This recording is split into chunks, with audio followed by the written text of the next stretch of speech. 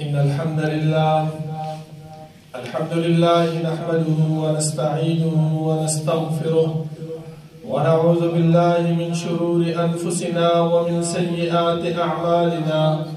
من يهده الله فلا مضل له ومن يضلل فلا هادي له،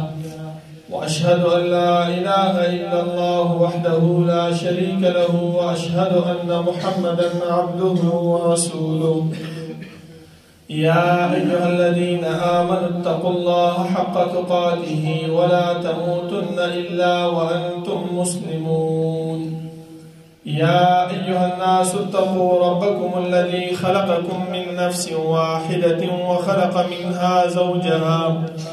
وبث منهما رجالا كثيرا ونساء،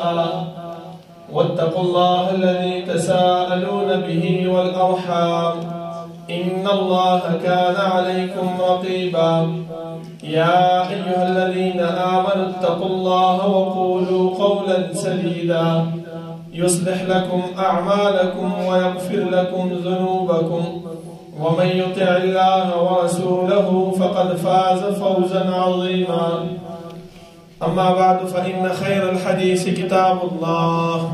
وخير الهدي هدي محمد صلى الله عليه وسلم، وشر الأمور محدثاتها، وكل محدثة بدعة، وكل بدعة ضلالة، وكل ضلالة في النار. أعوذ بالله من الشيطان الرجيم.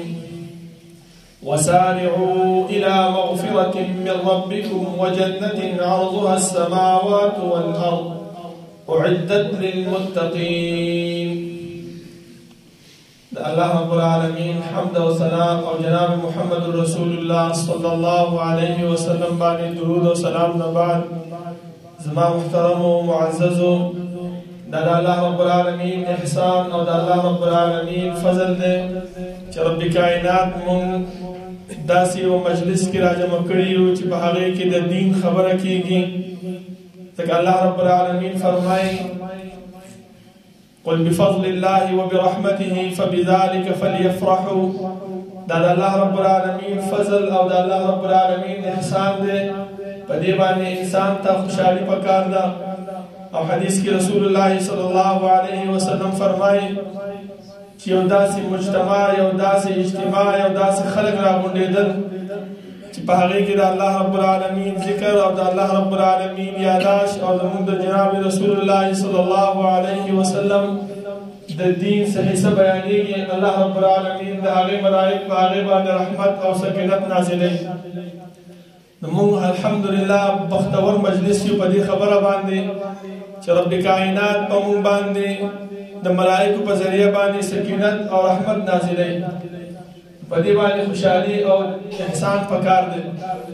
ما چې کوم یو آیات ستاسو په حضور کې ولوستو، رب العالمین په دې کې فرمایي چې وسارعوا الى مغفرة من ربكم وجنة عرضها السماوات والارض. نیکی طرف ته جلدیواله وکړئ، داسې نیکي چې د هغې بدله الله رب العالمین جنت ورکوي، او داسې جنت چې د هغې پلنوالی د اسمانونو او د ځمکو برابر دی. نظما محترمو، یو څو نیکیانې بیانومه چې الله رب العالمین ما ته هم فایده راکړي او تاسو ته هم رب کائنات فایده درکړي. ټولو کې اول نیکي چې دی نو الله رب العالمین په موږ باندې زموږ خوږ نبي صلی الله علیه وسلم را لېږلی دی. هغه موږ ته د شرک، د جهالت، د بدعات، د دین ویستو او د توحید طرف ته راوستو. لکه په دې فضل باندې، په دې احسان باندې الله رب العالمین ته شکریه پکار ده،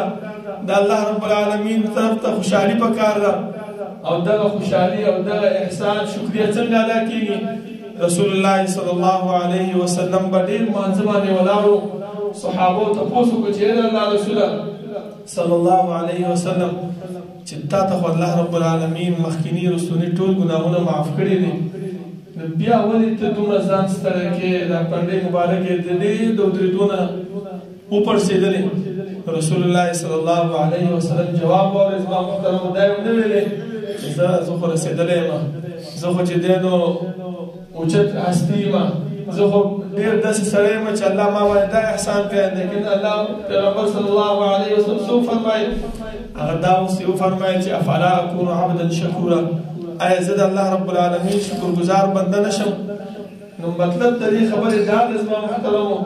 چې انسان د الله رب العالمین شکریه ادا کوي نو هغه په څه باندې ادا کړو هغه د رب العالمین په عبادت باندې د رب العالمین په بندګۍ باندې د رب العالمین په طرف ته عاجزي انکساري کولو باندې دا د الله رب العالمین د نعمتونو د الله رب العالمین د فضل د الله رب العالمین د احسان هغه شکریه ده لکه زما محترم آدم علیه السلام چې کله الله رب العالمین دنیا ته راولېږلو اولنۍ خبره ورته دا وکړله چې ای آدم علیه السلام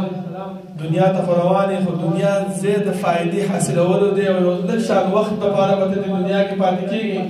خو که کامیابي غواړې فلاح غواړې نو دا خبره آدم علیه السلام ته کوله خو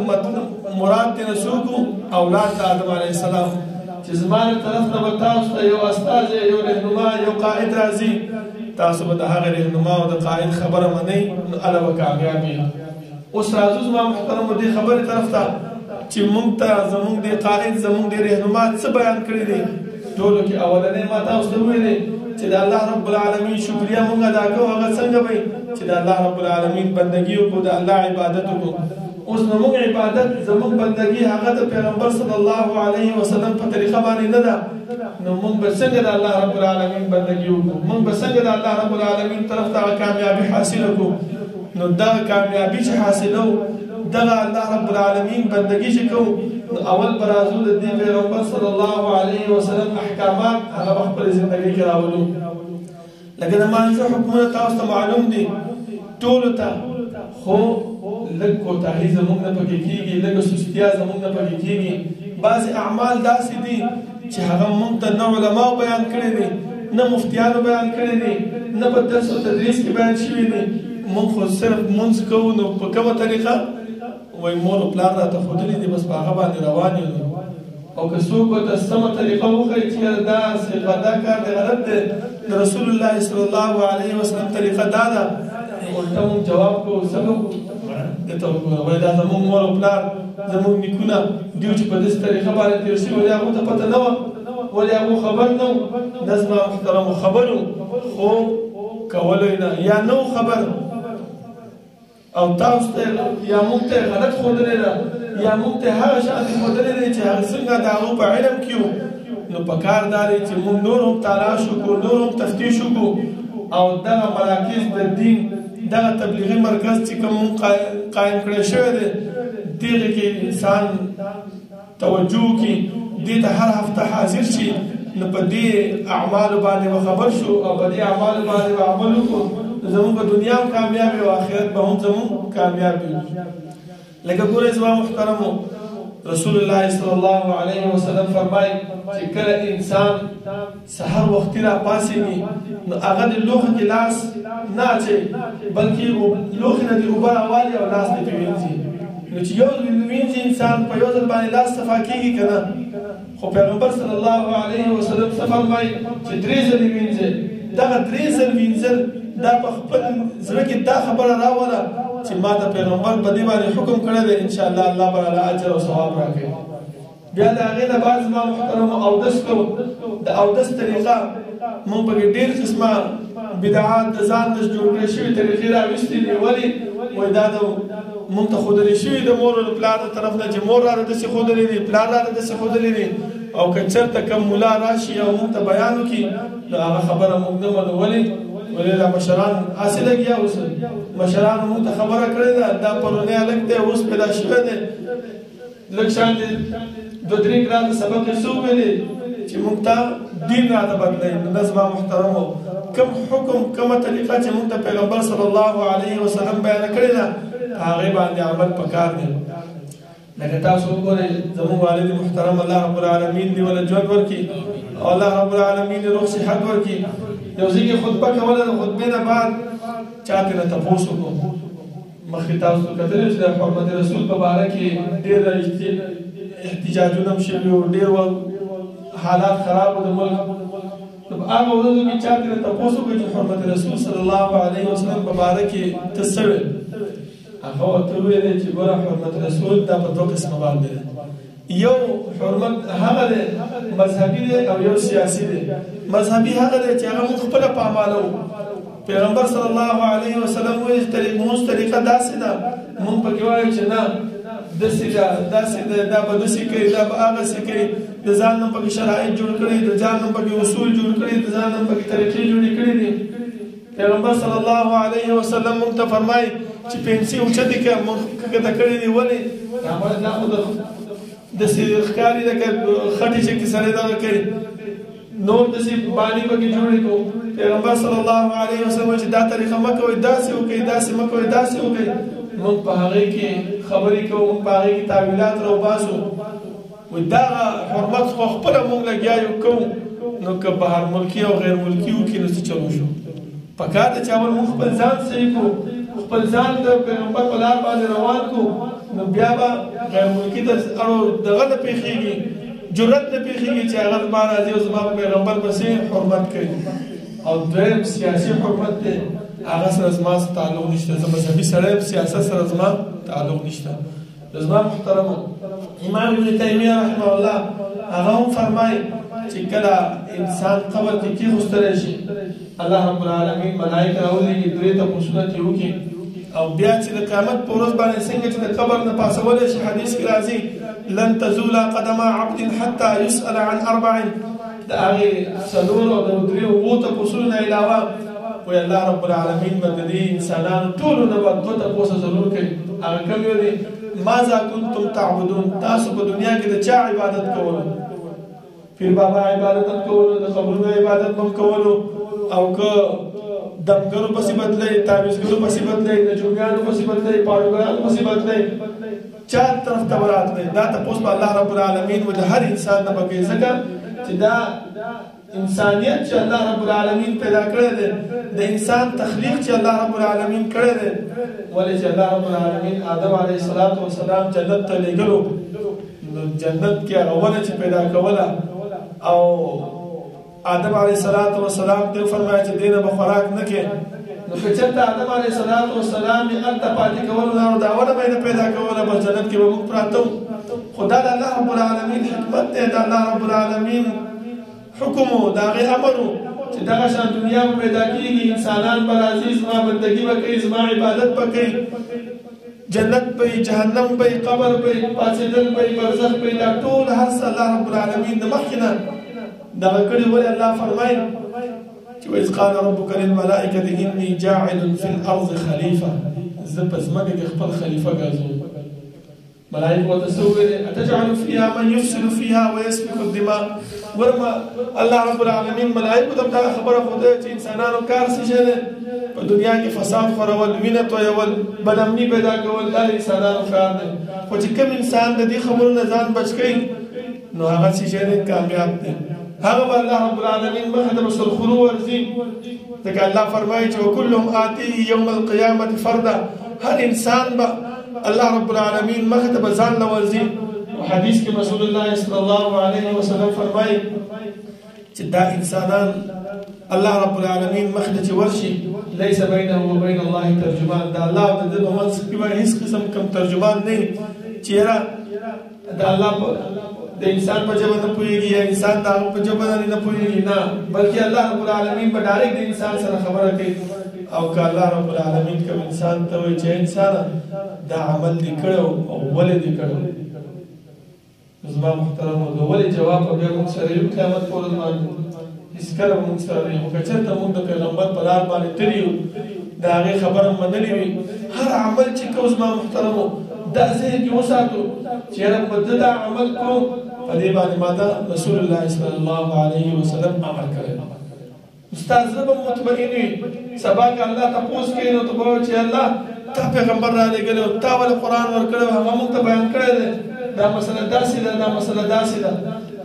او دویم تپوس وایي چې الله رب العالمین د انسانانو نه کوي هغه کوم یو دی ماذا عجبتم المرسلین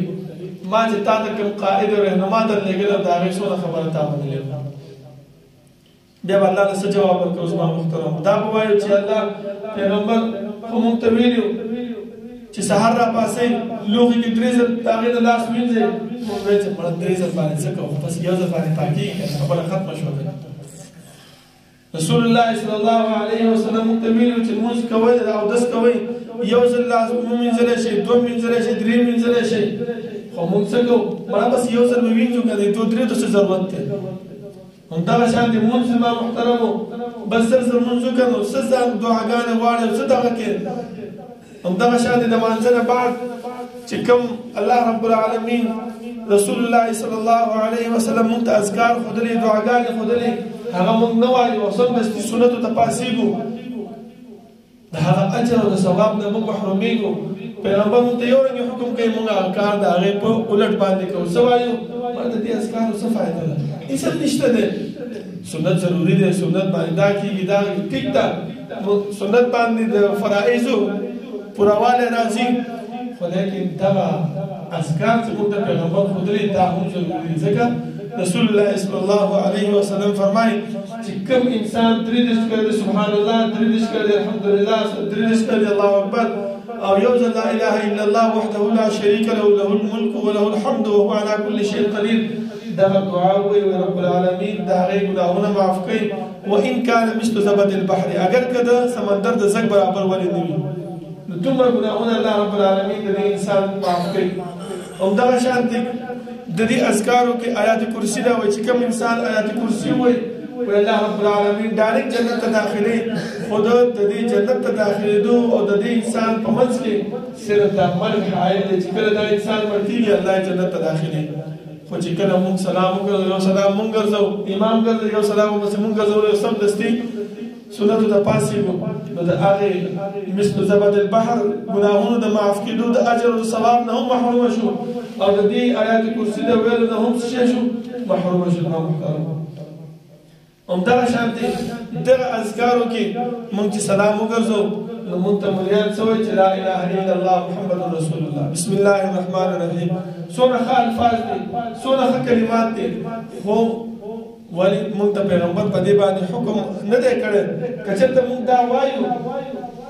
مونږ ته په دې باندې اجر نه ملاوېږي الټه مونږ په دې باندې څه کېږو ګناهګارېږو ولې پیغمبر حکم پرې نه دی کړی لکه سعید بن مسیب رحمه الله هغه یو جومات کې ناست و یو سړی راغی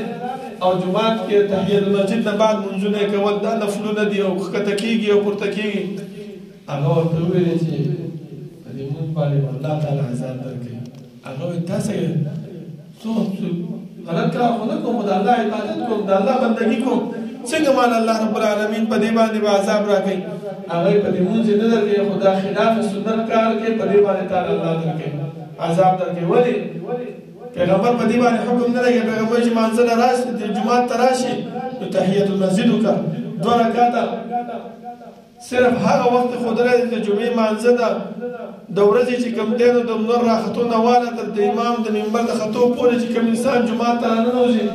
او د تحیة المسجد نه بعد چې څونه مونځ الله رب العالمین د هغې په مقدر کې لیکلی وي هغه کولی شي هلته حکم موږ ته موجود دی خو په کوم ځای کې چې حکم نشته په مانځه به الله موږ له ثواب بیا نه راکوي زما محترمو خو دا ولې موږ په دې نه غافل یو موږ ته علما دا نه فرمایي خو چې کوم ځای کې دا دیني مجلس قایمیږي دا تبلیغي مجلس قایمیږي د هغې تبلیغي مجلس او د هغې دیني مجلس ته هم موږ ځان څه کوو وروستو کوو هغې ته نه حاضرېږو هغې ته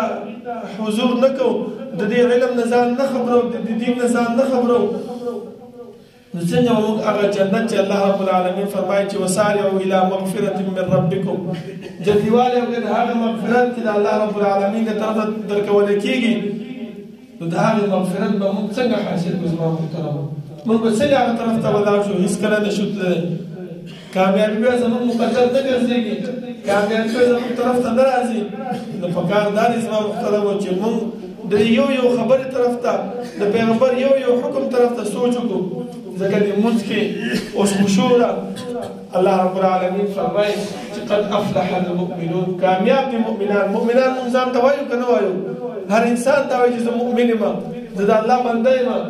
الله څه فرمایي چې دغه مؤمن کامیاب دی په کوم طریقو سره په کوم کارونو سره الذین هم فی صلاتهم خاشعون چې په خپل لمونځ کې خشوع کوي خپل توجه چې مانځه ته برابر کړو علما فرمایي چې خشوع څنګه راځي په انسان کې وایي خشوع په انسان کې داسې راځي چې انسان دا په ذهن کې راولي چې یاره زه داسې یو ذات ته ولاړ یم زه داسې یو ذات بندګي کوم چې هغه زه پیدا کړی دا کائنات پیدا کړي دي دا انسانان پیدا کړي دي د دې تخلیق کړي دی دا زندگی چلی دا ورځ پیدا کړي شپه پیدا کړي په جمع کې شپه اوږده وي ورځ لنډه وي په اوړي کې ورځ اوږده وي شپه لنډه وي دا ټول ذهن کې دا د الله رب العالمین دا کائنات او تخلیق او د الله رب العالمین لویوالی او عظمت په خپل ځای کې راولي ان شاء الله د دې انسان په ځل کې وای خشوع پیدا کیږي د دنیا نه د هغه د زړه هغه کټ شي هغه لري شي او د الله رب العالمین طرف ته راشي د الله رب العالمین په هغه باندې انسان له اجر او ثواب ورکړي ځکه زما محترم او زموږ والد صاحب یو ځکه خطبه لته چا پرې نه خوستو او چې بیا یو ځکه ته راغی کېناستو انځنه بعد یو کس ته تاسو کو چې را دا پلانې بابا دې د سولېخ کال په تبلیغ کې لګولې دي او چې له لګولې دا کلونه لګولې دي او دایم کړې دي هغه هم کړې دي زموږ والد صاحب ته ټول ارسه کړې دي خو الله به اوس هم نه پیژندل مونږ دې مراکز ته راځو مونږ دې درس ته کینو نو داسې کیننو چې اسی بس ناست یو هغه فارمیلیټي پوره کو شیخ صاحب راغلی دا خوشاله کو چې هغه کسان ډېر ناست دي او د دې نه سوي نسو نه بلکې دلته کینو دا دین چې زده کوو دا په خپل ځای کې راولو په خپل خاندان کې راولو په خپل ژوندۍ کې راولو کوم غلط کار چې ګورو نو هغه نه خپل ځان اول منې کو چې خپل ځان منې کو بیا چې بل ته بیانو نو هم اسانه بیراته هغه کې به اثر وي ستاسو به مطمئن چې زه خپل دا کار کوم چې انسان خپل دا کار نه کوي او بل دا غي حکم کوي چې را مکوا اول خو به سره وي چې خپل کې او موږ چې کوم نه منې کې او بل ستاسو به په باندې اطمینان نه کوي مطمئن باندې چې را دا اوس خبره ده چې زه نه کوم بل ته څنګه امر وکړم نو هغه موږ والد صاحب ته تاسو کو چې الله رب العالمین چرته دی هغه ورته وایي چې په کلی مکان په ارض کې دی الله په ارض کې دی وګورئ د تاسو سولېخ کاله په تبلیغ کې تیر دا پته نشته چې الله چرته دی زما محترمو داسې د مجلس کې کینو چې دا دین زده کو دا طریقې د رسول الله صلی الله علیه وسلم موږ زده کو نو ان شاء الله الله رب العالمین به کامیابی زموږ مقدر ګرځي او الله رب العالمین به موږ کامیابی د دې د وجه نه دا د موږ مسائل طرف ته ډېر توجه وکړه ځکه دا موږ چې دا د الله رب العالمین د فضل د الله رب العالمین د احسان د الله رب العالمین د خیرګړې هغه یو قسم د شکریا ده اوس چې موږ کې کوتاهي کوو لکه زموږ د دنیا ماحول هم دی کله یو انسان موږ سره نیکي وکړي یو ښېګړه وکړي او د هغې نیکي او د هغې ښېګړې جواب څه ورکړو که نور څه نه شکریه خو ادا کوو که هغه شان بدله نه شو ورکولی هغه شان کار هغه څه نه شو کولی دومره خو ته ویلی شو چې الله رب العالمین دې سره ښه وکړي جزاک الله خیره نه شي خو ته ویلی شو نو الله رب العالمین موږ باید دومره احسانات کړي د هغې احسان بدله د هغې احسان شکریه څه شی دی دغه لمونځ دی اوس چې موږ لمونځ کې کوتاهي کوو لمونځ کې موږ سستیا کوو نو موږ د الله رب العالمین شکریه څنګه به ادا کړو څنګه به ادا کولی شو نه شو ادا کولی زما محترمو نو پکار دا دی چې موږ د الله رب العالمین شکریه ادا کړو د الله رب العالمین عبادت د الله بندگی د الله رب العالمین طرف ته ځان عاجزي وکړو بندگی وکړو لکه اوس وګورئ زما محترمو سفر باندې انسان ځي نو په لاره باندې رسول الله صلی الله علیه وسلم موږ فرمایي چې 2 رکعاته ولې 3 رکعاته کې ثواب ډېر دی که نه دی اجر شته دی که نه په 3 رکعاته کې خو چې پیغمبر موږ ته ویلي چې په سفر کې 2 رکعاته وکړئ 2 وکړئ هغې کې ډېر اجر او ثواب دی په دې باندې الله رب العالمین ډېر خوشحالېږي په عزیمت باندې نه خوشحالېږي څومره چې په رخصت باندې خوشحالېږي چې الله تعالی یو رخصت درکړی په هغې باندې خوشحالېږي پیغمبر فرمایي چې 2 منځونه یو ځای کړه نو که په هغې باندې موږ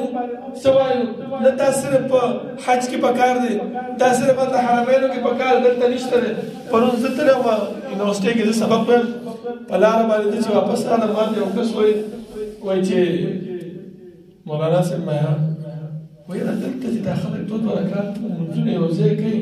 دا خو حرمینو کې خلک کوي دلته هم کول پکار دي جایز دي او که نه دي نو ګوره موږ ته دومره پته نشته دی چې دا صلاتین کول جایز دي او که نه دي دا کېږي او که نه کېږي دا موږ ته پته نشته دی خو موږ ځان قافله کړی دی او څه وایو د رسول الله صلی الله علیه وسلم امتیانو ټیک دی امتیان یو خو د هغې د احکاماتو نه خبر نه یو د هغې د دین نه خبر نه یو حرمینو کې یو ورځ زه ناست وم په مسجد نبوي کې ما هلته سبق ویلی دی یو پاکستانی راغی ما ته وایي چې قاري صاحب وایي د دې چې دا خلک صحیح دي او که نه زموږ علما صحیح دي نو مطلب دا دی د دې خبرې چې د دې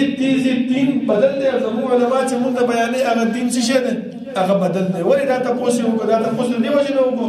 چې کوم دین او کوم شریعت موږ ته پیغمبر بیان کړی دی هغه دین او هغه شریعت او د پاکستان کې چې کوم دین او شریعت باندې عمل کېږي هغه بدل دی ولې دې کس داسې تپوس وکړو چې یاره دا خلک په صحیح طریقه باندې دي او که زموږ علما چې موږ ته څه بیانوي هغه په صحیح طریقه باندې دي مطلب دا دی چې پیغمبر د دین او د پاکستان کې چې کوم دین باندې عمل کوي هغه څه شی دی دواړه بدل دي نو ما ورته ویلې چې دین د کوم ځای نه خور شوی دی پیغمبر صلی الله علیه وسلم کوم ځای کې پاتې شوی وای دلته مدینه کې ما دین د کوم ځای خور دلته ده ما ته دلته څه راغلی وی عمرې ته راغلی ما دلته څه شی کوي وایي د رسول الله صلی الله علیه وسلم زیارت ته راغلی نو ما دې وجې نه راغلی دین د دې نه خور شوی دی پیغمبر د دې نه تغیر کړی دا خلک صحیح دي که نه دا چې کوم عمل کوي کوم کار بیانوي هغه صحیح دي نو ګوره زما محترمه همدغرنګې د جمع څومره ثواب دی زما محترمه نو یو انسان ته چې کله جمع فوت شي او که بیا دوباره مونږ ودرېږو دویمې جمعې ته مونږ ته علما څه فرمایي نه نه دا دویمه جمع مه کوئ ولې دا ولې جمع فضیلت د انسان د زړه نه وځي دا ولې جمع هغه اجر او ثواب د انسان د زړه نه وځي بیا به انسان وایي لیټ کېږي او چې زه به داسې دویمه جمع وکومه نه زما محترمه لکه حدیث کې رسول الله صلی الله علیه وسلم فرمایي چې یو انسان په جمع سره مونځ کوي وایي رب العالمین دله 20 درجې اجر ورکوي بل حدیث کې 25 درجې راغلی دی او یو انسان چې ځان له مونځ کوي هغه یو درجه حاصلوي د دې یو لنډ مثال به زه درکړم چې یو انسان له څوک چا له 25 روپۍ یا 20 روپۍ ورکوي او بل انسان له 1 روپۍ ورکوي چا خیر وموندلو 20 والا خیر وموندلو که 1 روپۍ والا خیر وموندلو 20 والا خیر وموندلو نو چې مونږ جومات ته راشو د څه د وجې نه لیټ شوي به یو او نو 2-3 کسان دي یو هغه ځای کې چې کوم دی نه ځان له ودرېږي یو هلته ځان له ودرېږي یو هلته ځان له ودرېږي یو دلته او که دا ټول مونږ یو ځای شو جمع وکړو د جمع ثواب او اجر هغه ډېر د زما محترمو تاسو بهر جوماتونو کې وګورئ ولې دا ولې مونږ ته زموږ علما دین نه بیانوي او مونږ هم خپله تفتیش نه کوو تالاش نه کوو کوم ځای کې چې دین بیانېږي کوم ځای کې تبلیغي مراکز وي کوم ځای کې علما راشي مونږ ته ووایي چې یاره راځئ مونږ سره دین دپاره وځئ نو هغې دپاره مونږ سره ټایم نشته دی نو دغه ټول خبرې داسې دي زما محترمو چې په دې باندې مونږ نیولی کېږو پکار دا دی چې مونږ هغه دین طرف ته توجه وکړو چې مونږ ته رسول الله صلی الله علیه وسلم بیان کړی دی اوس وګورئ زما محترمو دا د سورة فاتحه ویل په مانځه کې هم امام ته هم ماموم دواړو باندې فرض دی مونږ څه کوو وی الله رب العالمین فرمایي چې وإذا قرئ القرآن فاستمعوا له وانصتوا واورئ او چوپ شئ نو چې کله دغه خلک چې کوم تاسو ته وایي چې دا سورة فاتحه مقتدي پسې ویل مقتدي ته ویل نشته دی دوی چې مانځه ته راځي ودرېږي نایو خو ناوخته چې راشي نو چې ناوخته راشي او امام دلته سورة فاتحه هم شروع کړی وي امام دلته قرأت هم کړی وي او هغه مانځه کې ودرېږي او وایي چې الله اکبر سبحانک اللهم وبحمدک وتبارک اسمک امام قرأت کوي که نه کوي او دا وایي نو دلته چې کوم دی نو وإذا قرئ القرآن فاستمعوا له وانصتوا کوم ځای ته لاړو کله صرف په دې سورة فاتحه کې دا دی چې دا به نه وایه نور چې څه کوئ هغه کوئ دا زما محترمو انسان ګډوډۍ دې خبرې ته انسان د نیکي طرف نه لرې کوي انسان چې کوم الله رب العالمین مونږ ته کوم پیغمبر را لېږلی دی هغه پیغمبر نه مونږ لرې کوي نو پکار دا دی زما محترمو چې کوم دین چې مونږ ته بیانېږي اول خو مونږ ته پکار دی چې خپله تلاش وکړو داسې طریقه چې په هغه باندې موږ نه پوهیږو، موږ ته پته نه وي، د علماو نه تپوس پکار دی. بیا داسې علما نه چې هغه هسې د ځان نه منګړتې بیانوي، هسې د ځان نه قصې بیانوي، هسې د ځان نه خوبونه بیانوي، داسې علماو نه تګ نه دی پکار. بلکې چې کوم عالم نه تپوس کې نو دا ته ووایه چې قرآن یې څه دلیل دی، حدیث نه څه دلیل دی، د صحابه کرامو فعل څه شی دی، اسلافو موږ ته څه بیان کړي، د هغو عمل څه شی و. نو که چېرته دا د قرآن سره برابرېږي، حدیث سره برابرېږي، عمل پرې وکړي، کامیابي ده پکې. او که هغې سره نه برابرېږي نو زما محترمو بیا په هغې کې کامیابي نشته دی، هغې کې الټه ناکامي ده زموږ دپاره. او موږ ته چې کوم پیغمبر الله رب العالمین رالېږلی نو د هغې خلاف دی. ځکه قیامت پورې چې الله موږ ته تپوس کوي چې ماذا عجبتم المرسلین، ما چې پیغمبر درلېږلی د هغې څونه خبره دې منلې وه، بیا به موږ څه جواب ورکوو؟ موږ به دا وایو چې الله ملا به راتلو، جمعې خطبه به یې راته کوله، او بس دا خوبونه وو، دا قصې وې، دا به یې راته بیانولې. دین خو موږ ته بیان کړی نه دی، چې کوم یې بیان کړی په هغې باندې ما عمل کړی. اوس چې صحیح و خو صحیح ده، او که صحیح نه و نو الله بلا وګرځېدې ملا. نو الله رب العالمین د زما محترمو دا خبره پته وه، هغه هم دغه خبره د هغه وخت نه قرآن کې بیان کړې ده چې ولا تزر وازرة وزر اخرى، یو انسان د بل انسان د ګناه بوج نشي وړلی، هر انسان به خپل ګناه بوج وړي. دا مه وایئ چې یاره ملا صاحب بیان کړه بس که صحیح وه خو عمل پرې کوم ثواب دی، او که صحیح نه وه نو ملا پوهېږي او کار یې پوهېږي. داسې خبره کوو که نه کوو؟ نو زما محترمو الله رب العالمین نه دعا ده چې الله رب العالمین د عمل کولو توفیق راکړي، او الله رب العالمین دې موږ چې کوم پیغمبر یې رالېږلی د هغې پیغمبر په طریقو باندې موږ روان کړي، او الله رب العالمین مخې ته چې موږ ورشو نو کامیاب یو کامران ورشو، موږ نه تپوس وکړي چې ولې دا عمل کړی نو چې بیا د هغې موږ صحیح جواب ورکوو، او هغه جنت چې الله رب العالمین موږ ته تیار کړی دی چې د هغې پلنوالی دی اسمانونو د ځمکو دی، الله رب العالمین هغه زموږ نصیب کړي. ځکه زما محترمو د دې نه بعد یو بل ښایسته آیات دی، هغې کې الله رب العالمین فرمایي د مؤمن صفت بیان کړی چې والذین اذا فعلوا فاحشة او ظلموا انفسهم ذکروا الله فاستغفروا لذنوبهم. موږ ټول ګناهګار یو زما محترمو، ګناهونه موږ نه کېږي، خو په دې ګناه باندې اصرار نه دی کول پکار. داسې نه دی ویل پکار ما څه چلو شو کار ته لاړم څه چلو شو، نه دا څه چلو شو دغه خبره زما محترمو زموږ د تباهۍ سبب ګرځېږي، دغه زموږ د بربادۍ سبب ګرځېږي. خیر د انسان نه کېږي. رسول الله صلی الله علیه وسلم فرمایي چې کل بني آدم خطاؤون وخیر الخطائین التوابون. ورته ګناهګار څوک دی چې توبه وباسي. نو الله فرمایي چې ذکر الله د الله رب العالمین یادوي فاستغفروا لذنوبهم، د خپل ګناهونو نه توبه وباسي. ومن یغفر الذنوب الا الله. ګوره څونه ښکلي آیات زما محترمو، د انسان دا ګناهونه څوک معاف کوي؟ نشته بل څوک ګناهونه معاف کولو والا الا الله، مګر څوک دی؟ الله رب العالمین. چې الله نه موږ نه غواړو او دا دعا کوو چې یا الله ما ته دا ګناه شوې ده، دا ګناه نه شوې، دې مصیبت کې مخته یم، دا بیماري ده راباندې، تا نه علاوه بل څوک بخښونکی نشته دی. ستاسو څه خیال دی چې الله رب العالمین موږ نه بخښي؟ لازما به موږ بخښي زما، خو دا صرف توجه غواړي، دا صرف زړه دغه غواړي چې موږ الله رب العالمین خوا ته راشو، او کوم پیغمبر چې الله موږ ته رالېږلی دی د هغه پیغمبر په طریقه باندې موږ راشو، که هغې نه علاوه راشو نو هغه اجر او ثواب بیا موږ ته نه میلاوېږي. نو الله بدله ورکوي چې دغه کار څوک کوي، بدله یې څه شی ده؟ اولئک جزاؤهم مغفرة من ربهم، بخښنه به ورته میلاو شي، او بل وجنات تجري من تحتها الانهار خالدین فيها نعم اجر العاملین. ډېر ښایسته بدله د عمل کوونکو لپاره، خو عمل پکار دی زما محترمو، هسې په خوله باندې وینا نه ده پکار. الله رب العالمین نه دعا ده چې الله رب العالمین د عمل کولو توفیق راکړي، او الله رب العالمین دې موږ د رسول الله صلی الله علیه وسلم په طریقه باندې روان کړي، او دې مجالسو ته دې محافلو ته د حضور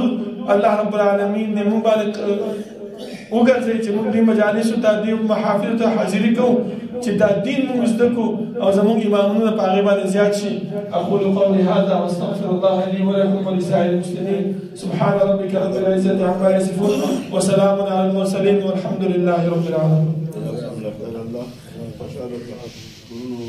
ما شاء الله